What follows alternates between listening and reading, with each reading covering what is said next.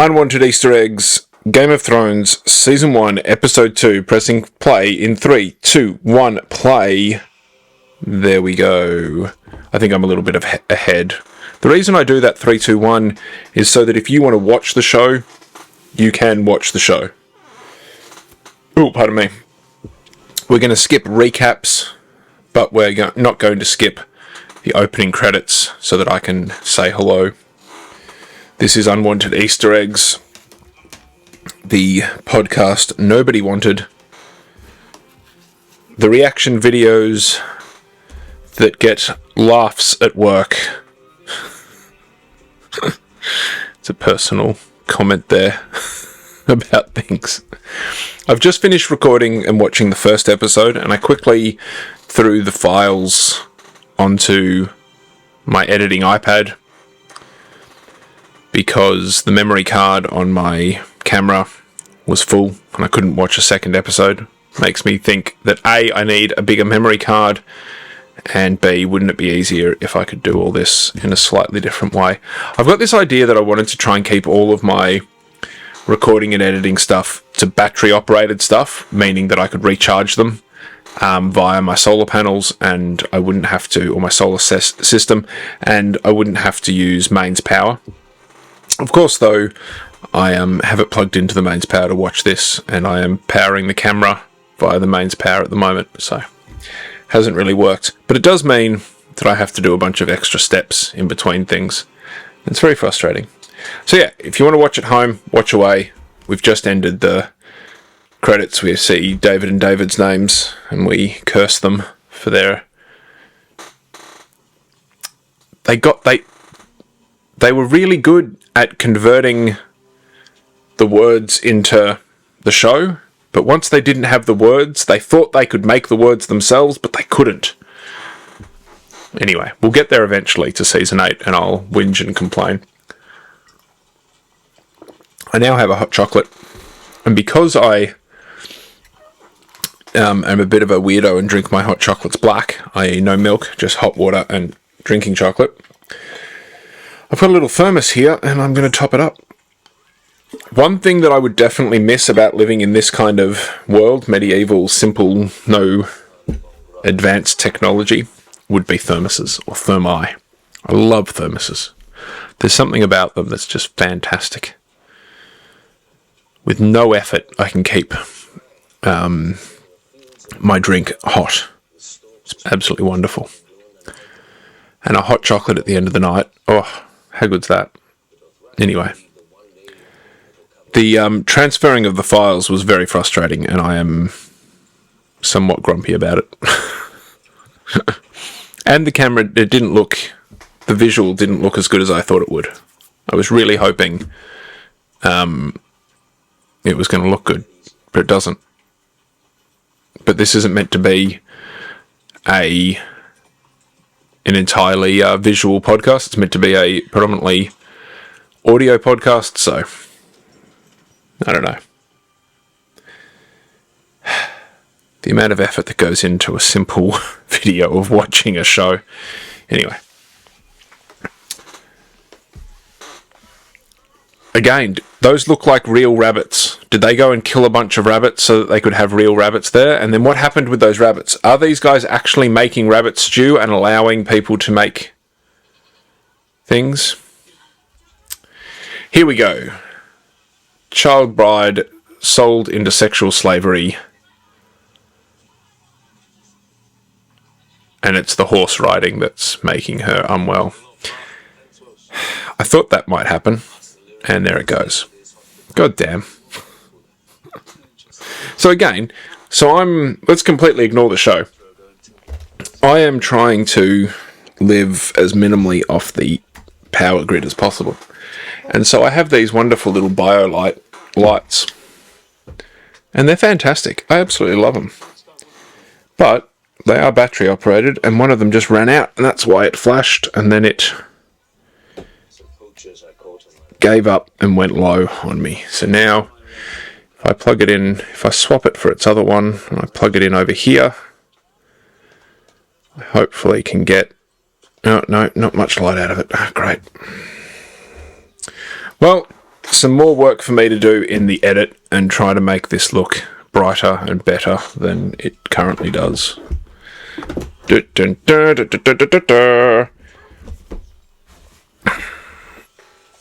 How about if I move that to there? That doesn't really seem to make much of a difference, really, does it?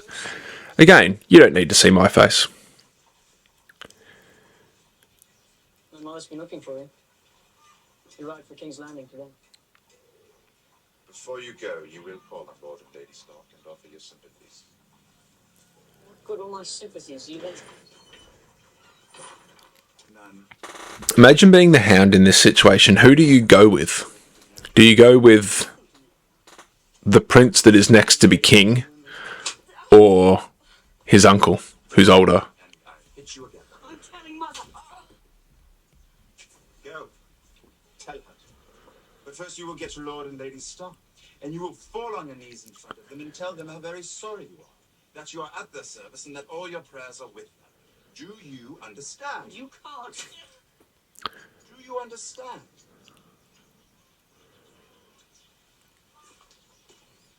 It's interesting the way Tyrion has that power over him, because I feel like he could. If he forgets, be a good dog and remind you. I feel like Joffrey could kick Tyrion over and nothing would happen to him. I've breakfast. What's Cersei going to do? And Robert's just going to go with his son and Cersei. Like, Chew this little fish. And the dark beard, wash it down. and this is the other thing. Little brother. Beloved siblings. The royal family just gets the whole dining table and dining room to themselves to have breakfast, whilst the... Apparently not. Is that meant to be Marcella? What do you mean? Maester says the boy may live. Imagine that. Imagine Cersei and Jaime having to It's no mercy letting a child linger in keep it within themselves and not just go, ah, damn it. The charms of the North seem entirely lost on us. It's definitely one of those things that we do as humans, isn't it? Regardless of whether we're having sex with our sibling or whether we're in a fantasy land of dragons, we know that sometimes, if not a lot of the time, we don't want to reveal our true feelings. children don't need to hear your filth. Because sometimes, I guess, we know our true feelings are wrong. In this case, obviously, their true feelings would reveal something that they don't want revealed. Yeah, those are definitely not the same actors for Marcella and Tommen, are they? But that's understandable. Speaking for the good times, I have to disagree. Death is so fine, whereas life is. It's an interesting situation when you're making a show like this, in that you've got all these books that are all detailed and they're long. And again, the series hadn't even finished, still hasn't finished. And Inside you are. My dear brother, you wound me. You know how much I love my family. how much effort do you put into the extended parts of this? Now, I'll use an example of how ragged does she look there. I don't know whether that's makeup or like I don't know what they've done there apart from her acting, but she looks... I would have dressed, Your Grace. This is your home, I'm your guest. A nice little moment there from Cersei, saying, you don't have to dress up for me, I'm your guest. Boy, Something somewhat reasonable from that bitch. to beat the feeling to them. And again, look at that bed that, even though he's I never knew. in a coma, Robert was crazed, beat his hands bloody on the wall.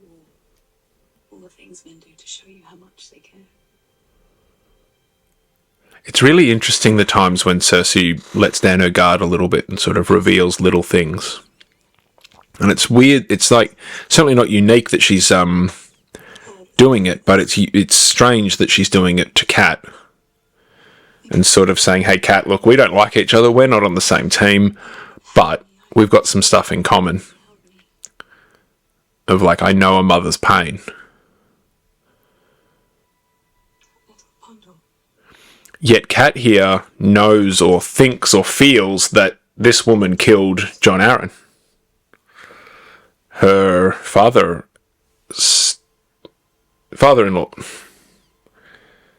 No. Father-brother. Not father-brother. Brother-in-law. God damn. Whew.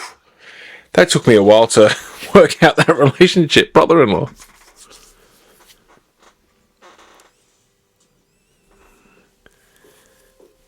If you've read the books, you know what happens to Catelyn after the Red Wedding. And it's somewhat disappointing that we never get to see that, or we probably will never get to see that. And then some people are like, well, how is she going to... There's one reference to her as an epilogue at the end of the book, and then it's like, well, where does she go from that? Is it at the end of this book?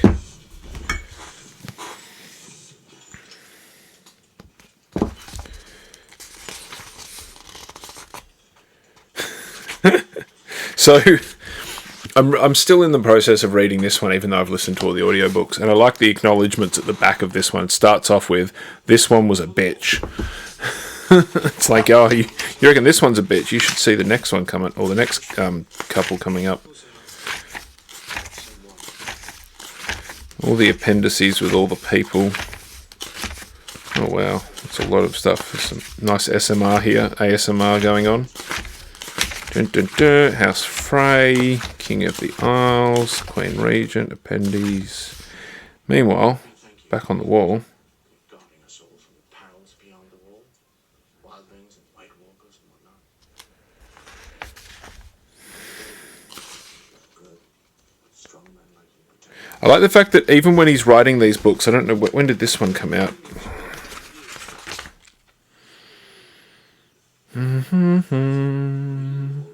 Okay, so after this one, I've only got one more book to go until I've caught up to George. Give my regards to the Night's Watch.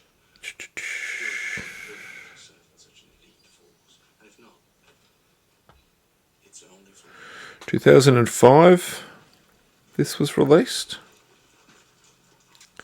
So 20 years ago, this book was released, and I like it how he has to actually write a section that addresses the fact that people are going to complain about not including some of the characters. Oh, look at that puppy. I'm a big fan of dogs, and that is a fantastic puppy. No, it is not at the end of this book. It must have been the last one. Gilly is the name of the young girl from the wall that Cold Hands saves with Samwell. If you watch the first of these reaction videos, then you'll know the reference there. I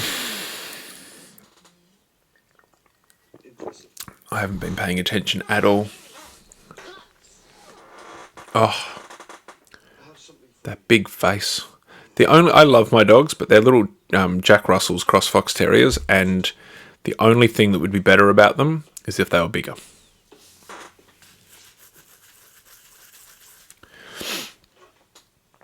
And if they were the size of a dire wolf, it'd be great.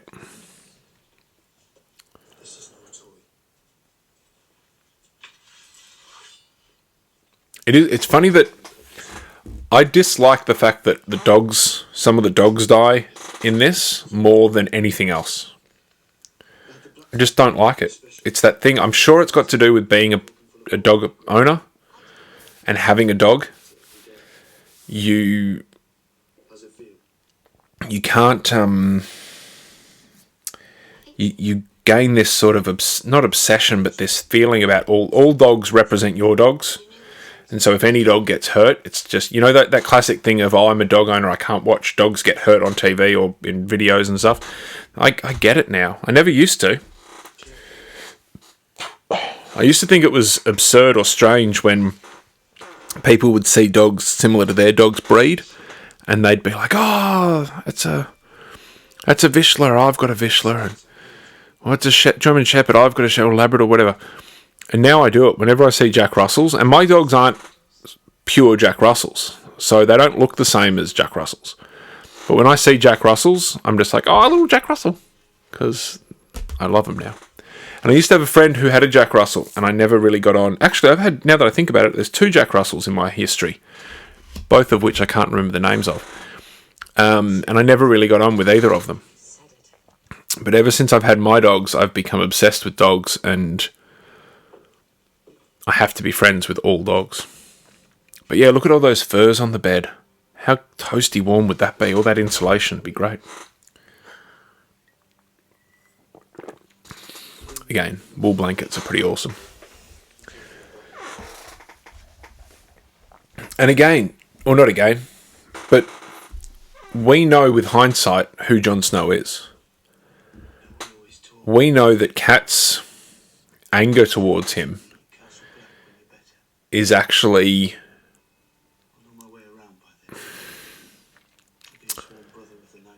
It's not that it's false as such, but it's based on a lie meant to keep Jon safe. Caitlin looks at Jon Snow and thinks, my husband cheated on me, betrayed me.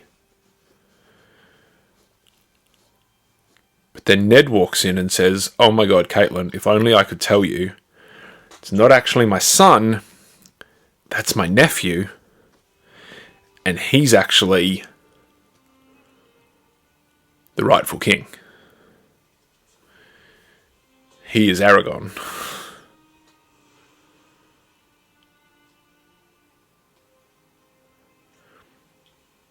And it is really nice the way he is so affectionate towards his 2 youngest. He thinks half-brothers, but his 2 youngest cousins.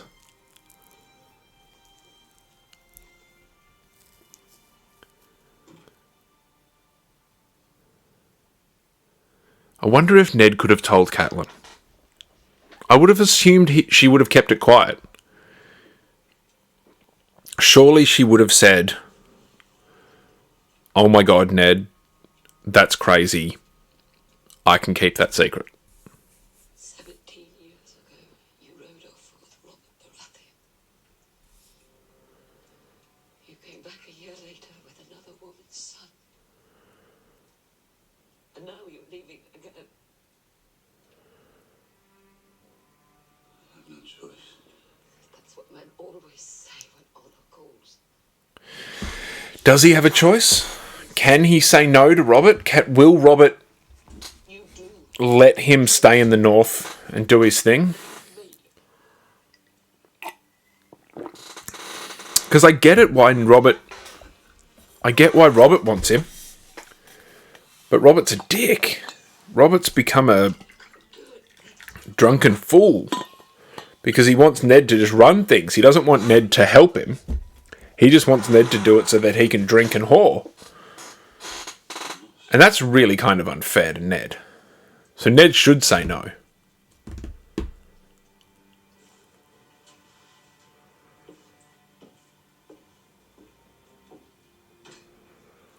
Is this the last time they see each other? Again.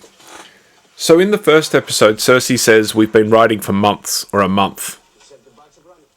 Let's say it's 1 month. He's not going to die. I know it. Who starts so hard to kill? My mother? She was very kind. Good. And look at Jon's honourableness saying she was very kind. It was always my call. Farewell, Snow. And you, Stark. The seriousness on his face there is good. The way they have sort of a playful relationship and then they make it that serious. Because again, I think this is the last time they see each other as well. In this world, you would just not see each other for so long. We live in a world where we can travel such immense distances so easily, and we can now talk on phones and do video chat and all this kind of stuff. where you can not only have friendships with people in other countries, but you can have really good, serious friendships with people in other countries. I've got a couple of American online friends, and we don't have it's certainly not the closest kind of relationships where we actually go into detail and stuff. But I've seen pictures of their partners and video of their partners and video of their houses, and one of them's got a farm and things like that. So I feel like I kind of know these guys. I could go to their house, one of them in particular, I could go to their house and I could stand on their deck and go, oh yeah, I've seen this before. This is familiar to me. Whereas these guys quite literally will not see each other for, like, for instance, she just says that 17 years ago, which suggests that Jon Snow is only 17 here.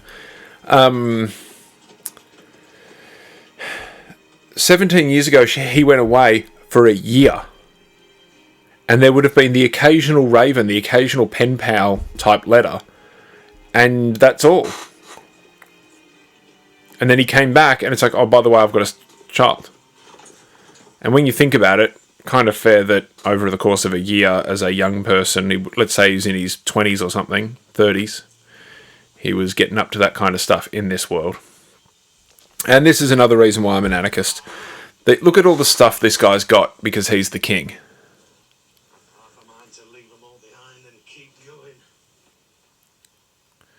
Look at that food platter on the thing, and they've got chairs and a tablecloth. They've got a tablecloth with tassels. What the hell? Oh, pardon me. That's the kind of cup I think I should be drinking out of for whilst I watch this, is the horn. As much as I like my red cup that I'm pretty sure I got from a job,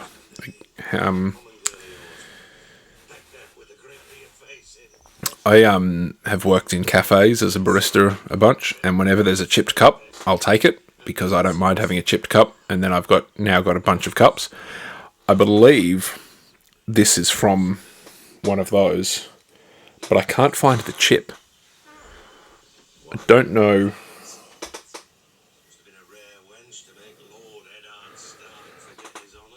You know, I don't know where the chip is, so maybe I didn't, because that suggests that I just straight out stole it. I don't think I did. I don't remember. If it's from the place that I think it's from, I don't remember wanting to steal anything from there.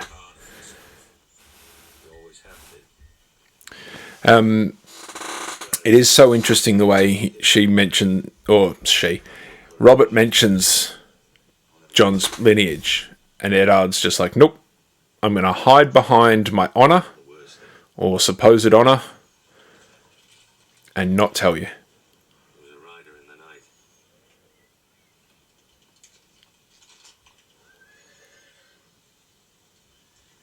Targaryen has wed some Dothraki horse lord. What of it? Can we send her a wedding gift? Knife, perhaps a good sharp one, and a bold man to wield it. She's little more than a child. Soon that child will spread her legs. There's been a rider in the night, and the equivalent would be, I got a text message. And it's interesting.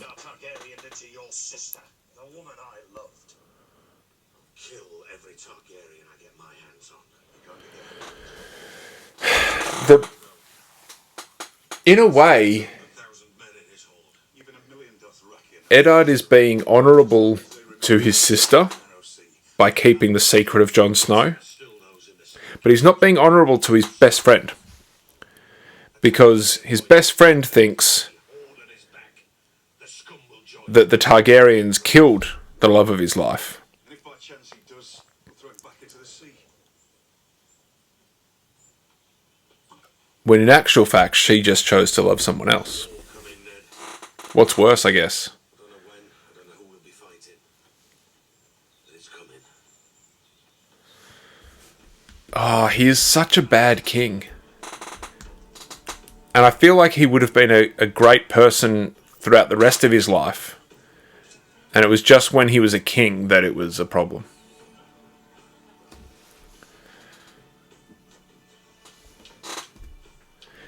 Now, these two actors have become quite friendly as friends after this. But seriously, that is just... Because I'm sure he's got some kind of sock on, but it doesn't look like he's got anything on. I don't know. Just the idea of doing that as an actor feels so...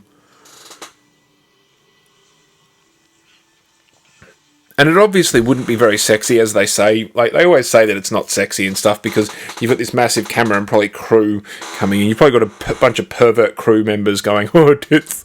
And the camera's coming in, and you've got to try and be emoting the fact that she's in pain because effectively she's still being raped. It just...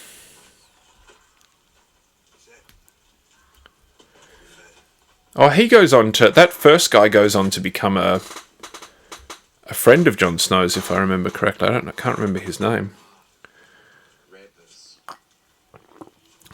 Again, he's 17 supposedly.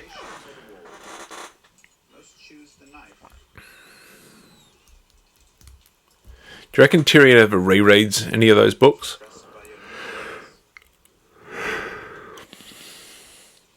Lovely thing about the watch. You discard your old family and get a whole new one.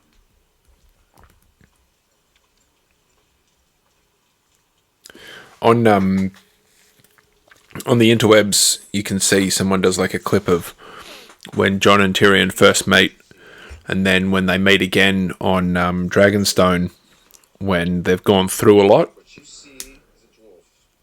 And it's just such a nice moment where they both acknowledge we've both been through a lot. And because of what we've been through, our previous interactions are much more friendly. Even though we weren't really friends, we were sort of contemporaries talking and stuff. And the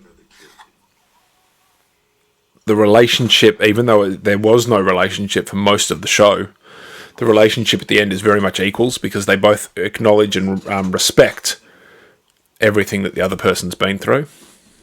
And probably there's the whole bastard and dwarf thing as well. Well, my brother has a sword, and I have my mind. And a mind needs books like a sword needs a whetstone. True. That's why I read so much Jon Snow.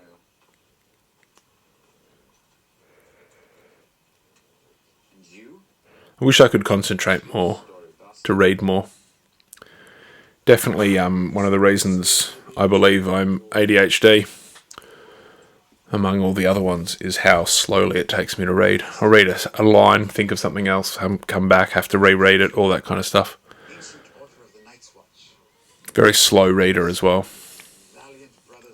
It's very disappointing.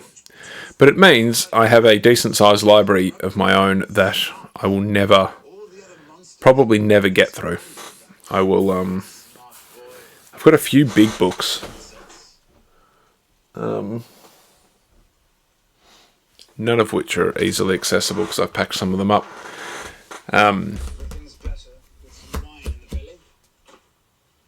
I deliberately bought a few big books as they're there for if the apocalypse hits and I have to read, and I have nothing else but reading.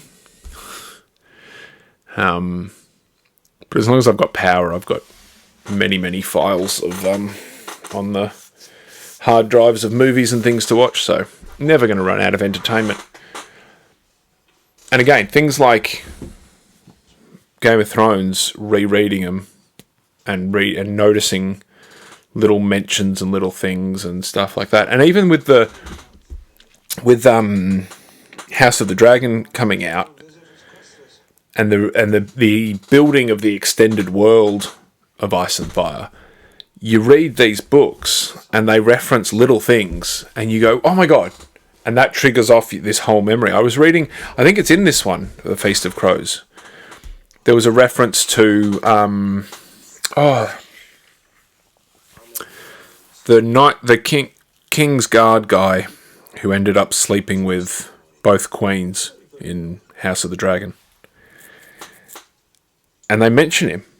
And you're just like, oh my god, I know This is a single paragraph that mentions in one sentence this character, but I know all this other stuff. And it's... yeah. When was the last time you left this room? And I love the way Kat's attitude changes towards the dogs in this scene. He's 6. He doesn't know what's happening. He follows me around all day, clutching my leg, crying. Close the windows. I can't stand it. Please make them stop. Fire. Have you ever felt like that? Where you're just like, oh my God, please, I can't.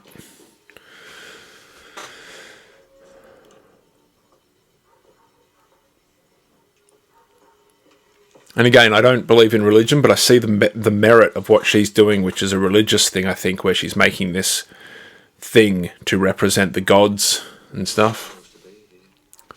No one's supposed to be here. It's a mercy. He's dead already. The dagger. No. Again, when you know everything and you can look back and you can go, that dagger, and you know what that dagger is, and you go, oh my God, that dagger, that means a lot. Like, and good on her going for the bite.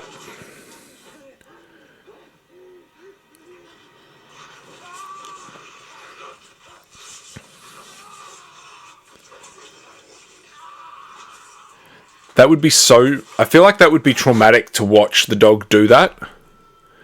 But to realise, like when the dog jumps up there on the bed and then just like plops down this bit, plop down. And the way the dog didn't go for Cat at all. Oh my God. That's pretty much how I sleep every night, but my dogs are much smaller. They're always in the bed, and it's fantastic. I absolutely love it. I don't care what anyone says. My dogs sleep in my bed. Sure. Deal with it. They are the best little companions I've ever had. Yeah, the way the dog doesn't go for Cat at all. The dog knows Cat's good and fine, and is just like, nah, I'm just protecting Bran. The trader from Khan's told me that dragons come from the moon. The moon? He told me the moon was lit because Imagine there were 2 moons in the sky, but one wandered too close to the sun. Imagine a world where a trader from somewhere else comes in with stuff and they say, oh, dragons come from the moon. Moon is no egg. Moon is goddess. Why would you... It is not. It is not. What would stop you from believing that? Leave me with her. If you've got no knowledge of the world and someone tells you that and it just pops into your head and you go, oh yeah. You might find it fascinating. You might not care. Like telling these stories. But then at some point Men like to talk. in your head, that becomes not fact necessarily, but becomes the only explanation of the moon that you know of. So what else are you going to say? 9 when my mother sold it to me. 9. I did not touch him. I think it was on a Ricky Gervais podcast where Carl said Can you teach me how to make consciousness and thought is in the brain, but then Ricky pointed out you only think and feel that because you've been told that. If you didn't have anything to tell you that, how would you work that out? Because when we think we're sort of thinking, we're picturing things in our head, but are we really? Like, where is it? So yeah. And I mean, that's how conspiracy theories and everything start, isn't it?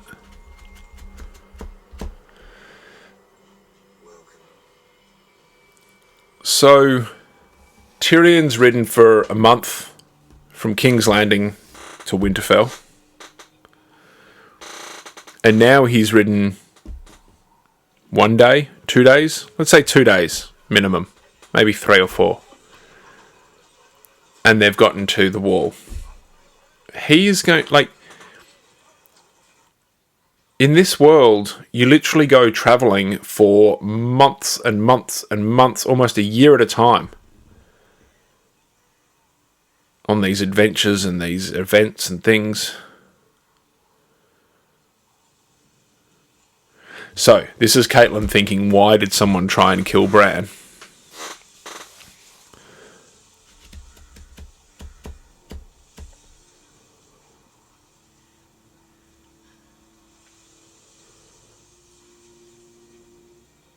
You can understand why Cersei and Jaime went there, can't you? It's away from everyone. It doesn't look like it's too close. It looks overgrown, like no one goes there very often.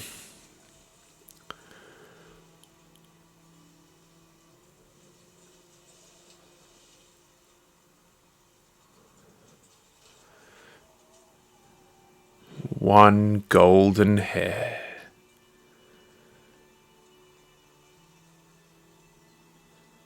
It's like DNA evidence. I don't think Bran fell from that tower. I think he was thrown. The boy was always sure-footed before. Someone tried It's a good use of language there, that I think he was thrown. Because she wouldn't think pushed. She would think properly, thrown out. And as a gardener person, I love the weirwood. I think they're referred to as weirwood. The white tree with the red leaves. It looks like a birch tree in autumn, but at the same time, not really. Valyrian steel, the handled dragon bow. Someone gave it to him. They come into our home and try to murder my brother. If it's what they want, If it comes to that, you know I'll stand behind you. I feel sorry for Rob. He's such a child that never really understood the world that he was in. Lord Stark must be told of this. I don't trust a raven to carry these words. I think it's almost hard, though, for any of these people to fully understand the world that they're in because of all the plotting and scheming and everything. But Rob just seems so naive so much. He has a few good military victories, but I don't want the Lannisters. he's just so naive. Me accompany you at least. King's Road can be a dangerous place for a woman alone. And I really like the idea of almost a consigliere type council. A bunch of people that you would go to and say, hey, I need advice. Tell me stuff.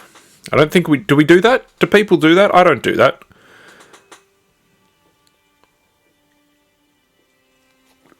And I know it's partly because I'm stubborn and I don't want to listen to some things. But I also don't really feel like I have that many people that I would fully take their word for certain, or their advice. Which again probably comes down to my stubbornness and disrespect, and I don't know.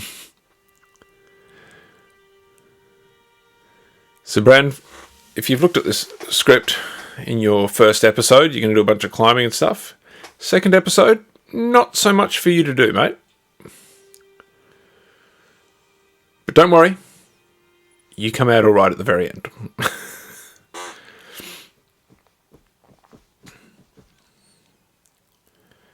Does he ever see his mum again? You must look in his eyes always.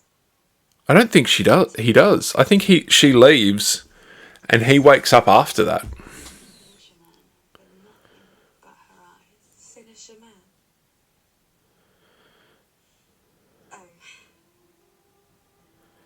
And again, I find the Stockholm syndrome of this, Cal's burned her enemies just and this feels just like an HBO titillation scene, doesn't it? As much as it is in the books where she asks her handmaidens to help her. Sounds like an interesting woman.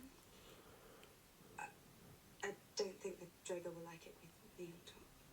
You will make him like it, Khaleesi. They're one that they've never had, and the Dothraki take slaves like a hound takes a leash. I kind of, I don't know, would Drogo like it if she started taking a bit more of a, not necessarily commanding role, but Then don't make love like a slave.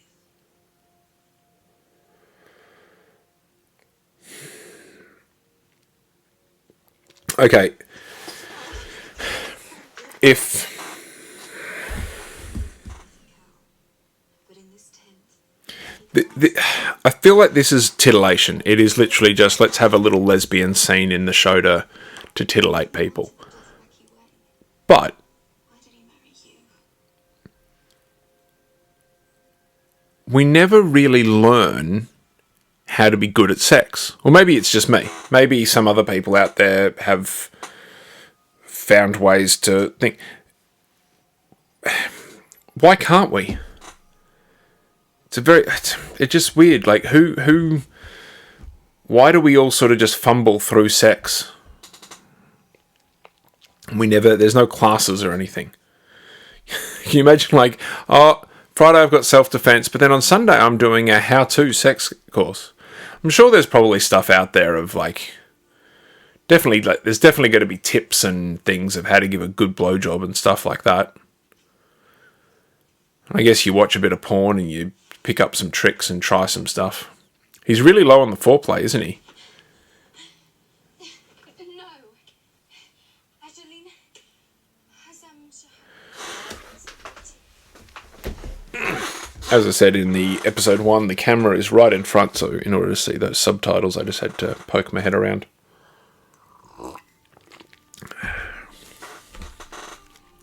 It's very watered down, my hot chocolate now, which is a bit of a shame.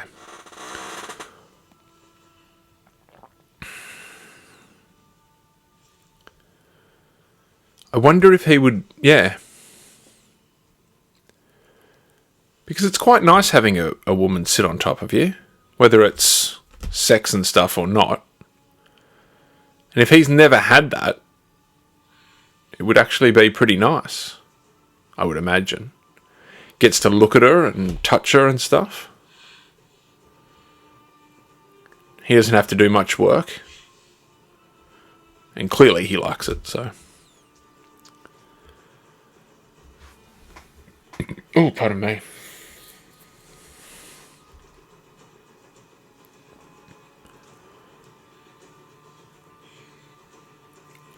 Who's making the candles for the Dothrakis?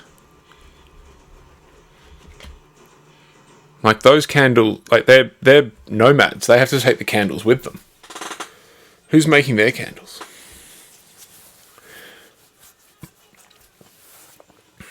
One of the things that I don't like about Australia is the lack of castles and ruins like that. That would be so nice to live in a place where there was like that just looks like a nice place to live. I know there's a bit of filters going on to make the light look a bit nicer and stuff, but because life like that would be absolutely terrible. Like, there'd be children dying and diseases and all sorts of stuff.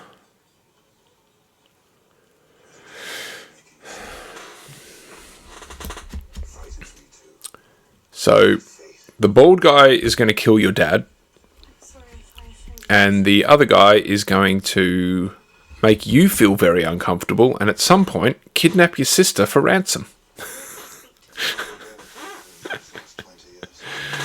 And those tents are way too tall. Why do you need the tent to be that tall? And it wouldn't shed rain either. I don't know how accurate those tents are for whatever time period you want to base Game of Thrones in.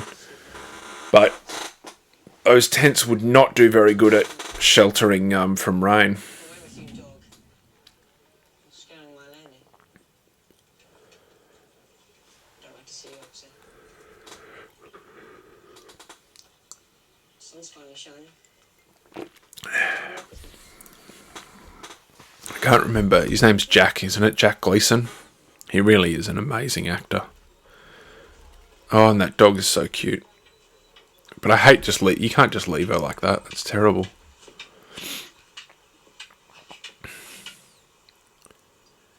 It really is such a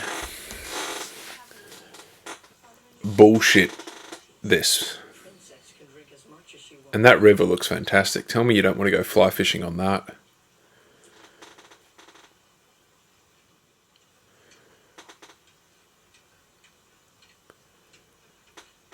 Don't worry. You're safe with me.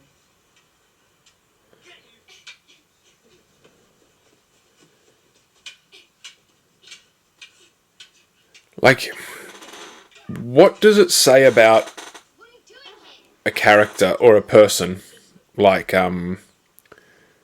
Joffrey, that he comes into this situation. He's the butcher's boy. He's my friend. Butcher's boy who wants to be a knight, eh? Like, where's he picked that up from? See how good you are. She asked me to, my lord. She asked me to. I'm your prince, not your lord. And I said, pick up your sword. It's not a sword, my prince. It's only a stick. And you're not a knight. Like, he's not trying to... Like, he's a kid. So what... Let's say... Stop it. Arya, stay out of this. I won't hurt him. So let's say Joffrey is what? Same age... Or is he younger than Jon Snow? Jon Snow's 17, 18...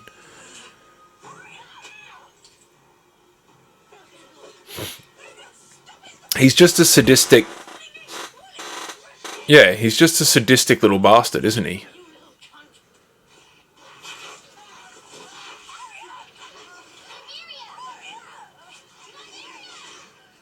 This is actually a really good lesson for dog owners. You got to keep your dog under control because it may go and attack someone who deserves it, but the dog will die because of it. Arya should stab him and kill him, throw the sword, and then run away with Nymeria.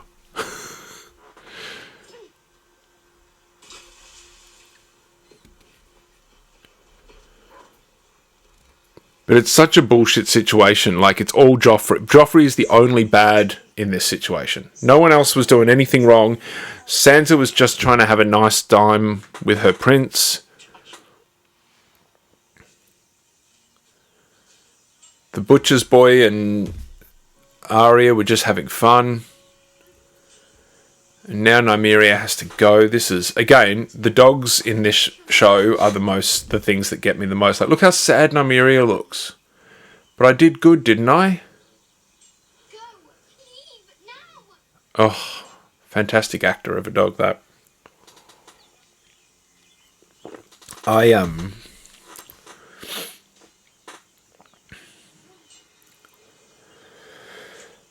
I would literally sacrifice my life for my dogs. If something like that happened where someone said they had to be put down, yeah, you wouldn't see me. I'd be gone.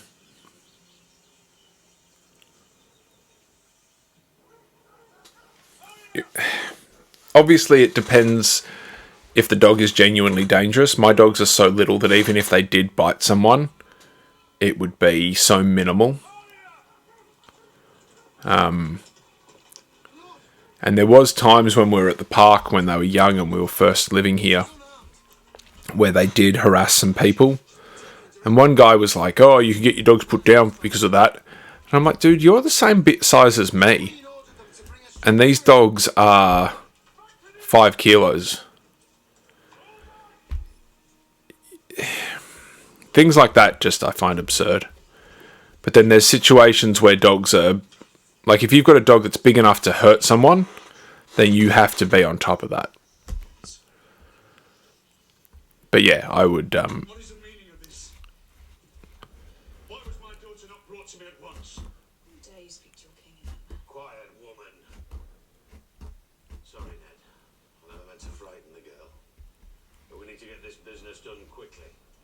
Your girl and that butcher's boy attacked my son. That animal of hers nearly tore his arm.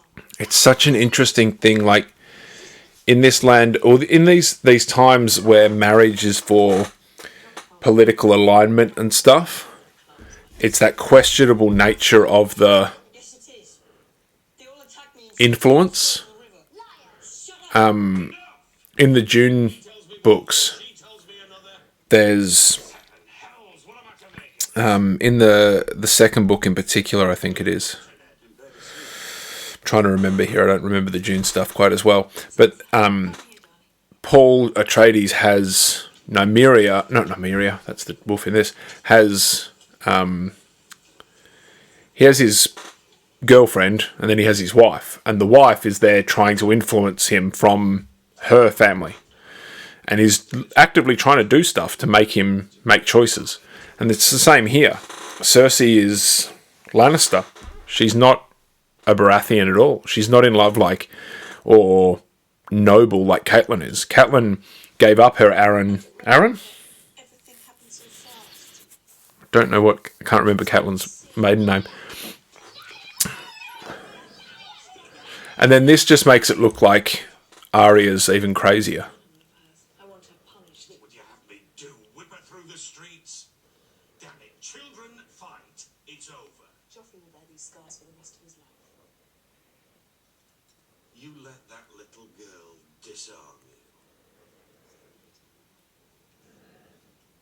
It's so... Oh. See to it that your daughter's disciplined. I genuinely love how all of the relationships are showing. What of the beast that savaged your son?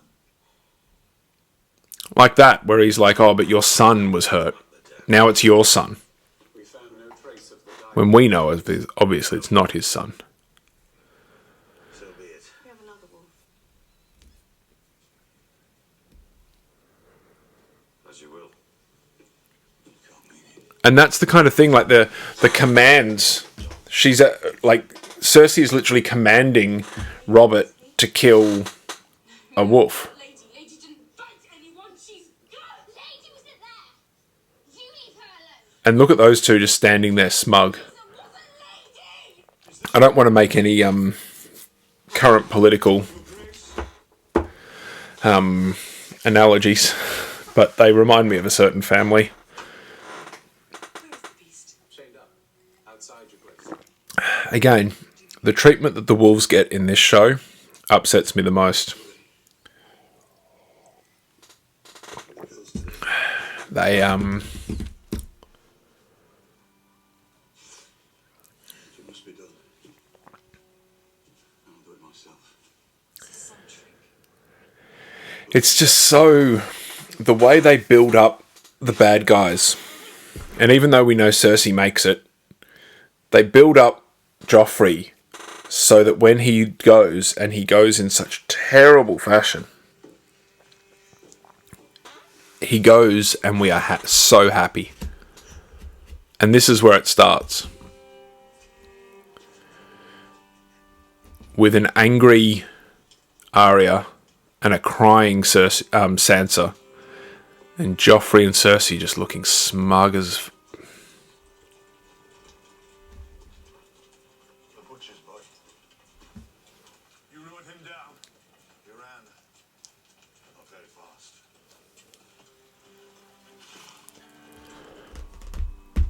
And that's even like that again. Look, I know this isn't real life, this is fantasy and everything, but the reality is, we all know in life, innocent people have terrible shit things happen to them. Oh my god, that dog is too cute.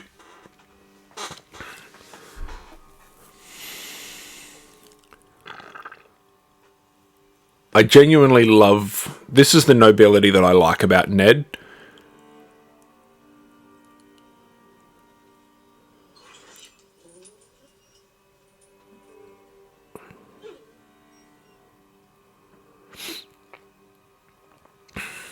Now this is interesting, because that's Lady.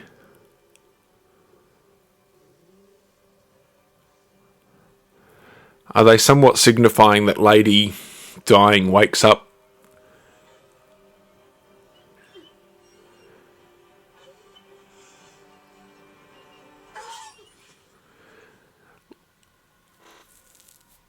So one of the pack has died, and now Bran's woken up, because Bran's a seer kind of thing and can associate. But I love the way that Ned is shown to be noble in terms of, he says, I will do it.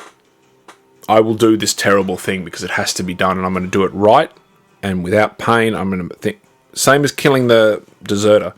He doesn't say, let someone else do it like Robert does. He says, I'm going to do it because this needs to be done properly, and I'm not going to shy away from this. That's the honourable thing that I take from him. Like, it might sound strange and stuff, but I kind of want to be, when hopefully my dogs get to very old age, and I make the decision that it's better to euthanize them than to allow them to continue suffering. I kind of want to be the one to do it. Not because I'm going to take any pleasure in their death. In fact, I've been worrying about their death since they were 2 weeks old. Or since I had them for 2 weeks. They were a few months old by that time. Because I feel like it's the honourable thing to do. But I don't know. Anyway, that was episode 2 of Unwanted Easter Eggs. Do all that liking and subscribing stuff. Tell your friends. Episode 3 coming soon. I don't know when, but sometime soon. We'll see how we go. Thanks for watching. Bye-bye.